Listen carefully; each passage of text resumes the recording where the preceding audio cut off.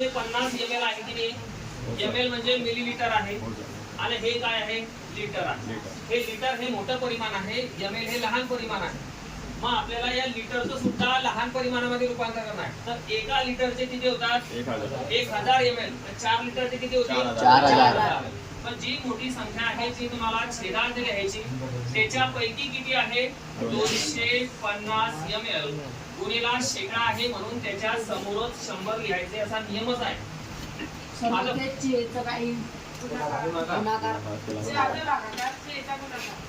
ठीक आहे, आता तू लिहिल्या गेला म्हणून इथे 4 असेल. ठीक आहे, काय बरोबर.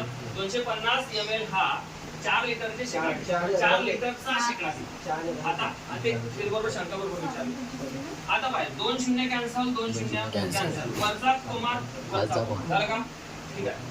आता सर 25 ला कितीने भाग द्यायचा, 4. आपले 4चा पाड्या तिथं वर 4 सक 24, 4 सक 24 पॉइंट घेतला, उरला किती, 1. एकावर घेतला 0 झाले 10.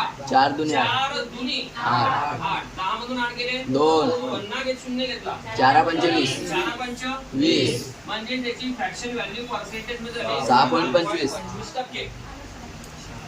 ज्यांचे